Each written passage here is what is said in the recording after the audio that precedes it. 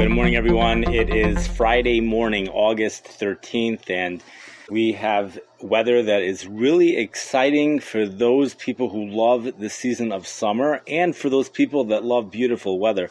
Also for people who just love a clear forecast. It's just lots of clarity. We have a Canadian high pressure system moving into the Midwest. High temperatures in the 80s. That's cooler and less humid air. Dew points dropping into the 50s and low 60s for the Chicago area.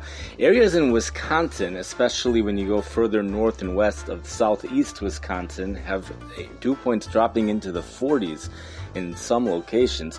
The exciting part about this Canadian air mass, number one, it's bringing cooler, less humid, more comfortable air. But number two, it remains summer-like air.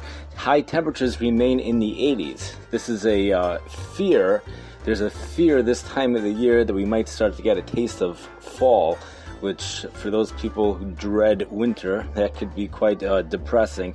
But that would mean temperatures in the 70s, and this time around we are still well into the summer season as Canadian high pressure brings highs, a continuation of near normal high temperatures in the low 80s for Chicago. Also South Bend, Indiana as well, high temperatures will remain in the 80s, low to mid 80s. I think when you get into Michigan City, there's a possibility temperatures might drop under 80 for afternoon highs. Places really which are right along the lake, that's going to be the area which is going to be struggling to reach 80 degrees, even in the Chicago area. But realize that even along the lake, it's still not going to feel like fall because the dew points, although not humid, but dew points will remain in the 50s at least. Today will be the final day where there's a chance of thunderstorms, but well south of the Chicago area. That includes south of the frontal boundary in northern Indiana as well. The front has moved south of Chicago and has already moved south. A late morning front will be moving south of the northern Indiana area. And with that, the rain chance ends for the next several days. This past 4 days, August 7th, actually 5 days, August 7th through 11th, has been the third warmest 5-day period of August 7th to August 11th since 1950 for the Chicago area. So again, it's not been the third warmest 5-day period, but it's been the third warmest August 7th to August 11th, and it's been the fifth warmest on record. So it's certainly been a warm period, and that's due to the high dew points, which have been preventing overnight lows from getting that low, although we did see outflow from thunderstorms bring those temperatures down sharply at times. But in any case, we have this Canadian high pressure that comes in bringing beautiful weather at least through Monday.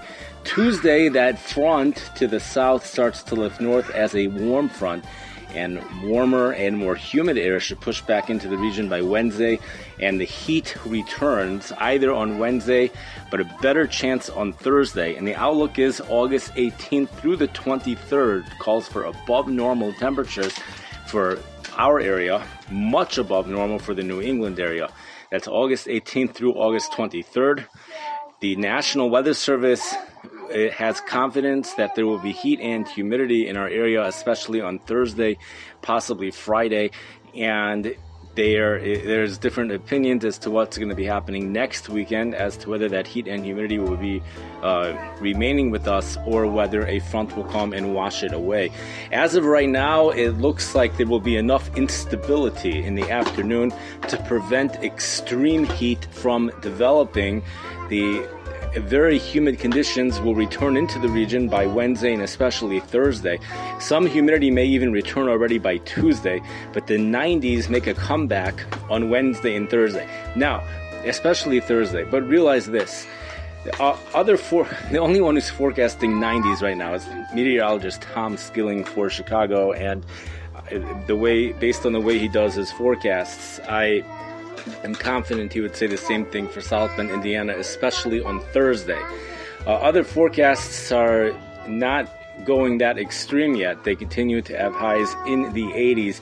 And the thinking could be something like this, that there's just going to be the chances of pop-up thunderstorms are just pretty high. And The National Weather Service actually says highs will likely be in the upper 80s, very close to 90, but not quite the low 90s. So we have other forecasts also, which are saying highs only in the mid-80s.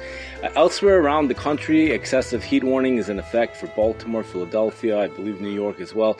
High temperatures mid to upper 90s with heat indices between 105 and 109 degrees. The Philadelphia National Weather Service claims it might be 110 degrees. Houston, Texas is very humid today. Dew point 76 degrees, which is on par with Corpus Christi, Texas. Galveston, Texas only has a dew point of 74 degrees. Dallas dew point is 73 degrees. High temperatures in the 90s for all of those locations for the entire week. Those locations, meaning all of the Texas locations for the entire week. Bismarck, North Dakota, highs in the 80s, but highs of 100 degrees for both Shabbos and Sunday. And Phoenix, Arizona has a flash flood watch in effect, where rainfall rates of more than 1 to 2 inches an hour, generally 1 to 2 inches an hour. However, the chances of precipitation in Phoenix, only 15%, so 15% coverage. 85% of the Phoenix area will not see any rain at all, so it will be mostly sunny and hot, and it's also humid there. Dew points are in the upper 60s. Yuma, Arizona, also humid. Dew points in the upper 60s. It's going to be hot and humid. We have an excessive heat watch in effect for the oven, for the nation's oven. Furnace Creek in Death Valley, California is under an excessive heat watch, along with I believe Las Vegas as well. High temperatures, if you have an excessive heat watch for Death Valley, temperatures are even excessively hot. Even for Death Valley, it must be very, very intense. Forecast highs 118 to 123 degrees. This excessive heat watch is in effect from Sunday morning until Monday evening.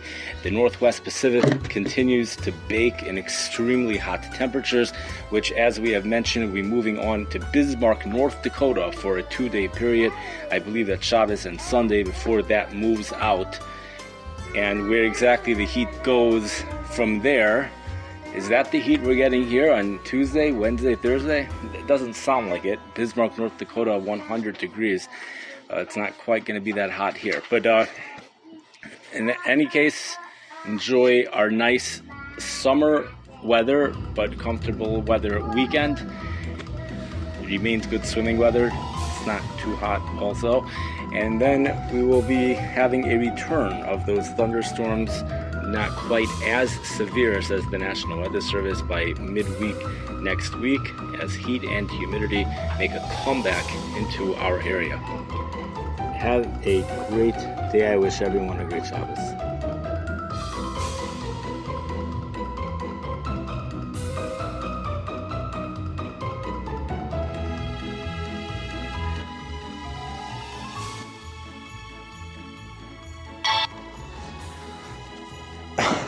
Hi everyone, I just wanted to end off with a Mishnah actually. If I could pull up, we're just going to pull up a Mishnah here. Let's see.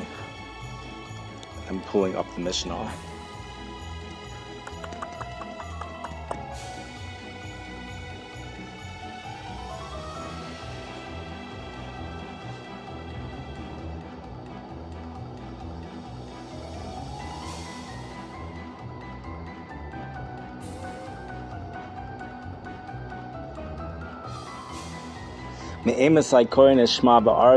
From when we read the Shema, the Kriya Shema in the evening, from the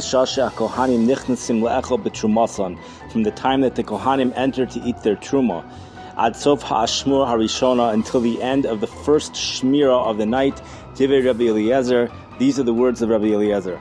The Chachamim say Ad Chatzos, until Chatzos, Rabbi Gamliel Omer Ad Shiyale Amud HaShachar, until Amud HaShachar. Maisa, a story happened. Ubal Banam Beis HaMishta, the children came in from a chasana, from a wedding. Amrulo, they said to him, Lo Karinu Eshma. They said to Rabbi Yishmael, we have not said Shema yet. But they said to Rabbi Gamliel. They said to Rabbi Gamliel, Lo Karinu Eshma, we have not read Shema yet. Amar Lahem, he said to them, Im lo la Amud HaShachar, if it is not Amud HaShachar yet, if it is then you're obligated to say the Shema. Not only that, whenever the Chachamim say until Chatzos, the mitzvah really is until Amar HaShachar. So I wanted to just say something that comes to my mind right now. The Mishnah asks, from when do we read Shema Ba'arvin? Of course, the Gemara asks, how do we know there's a mitzvah to say Shema Ba'arvin? And the Gemara answers, Mishasha Kohanim Nichnasim Lechel B'Trumasan, from the time the Kohanim enter to eat Truma. So you see from here that the Mishnah was written in such a way that you need a Rebbe to teach it. You need it, and this is the very first Mishnah of Shas, and you see right from the beginning it's being written as complicated as it can possibly be written. Because when is the mitzvah to start reading Shema? It doesn't say from 5 o'clock or from 6 o'clock. From the time the Kohanim enter to eat Truma.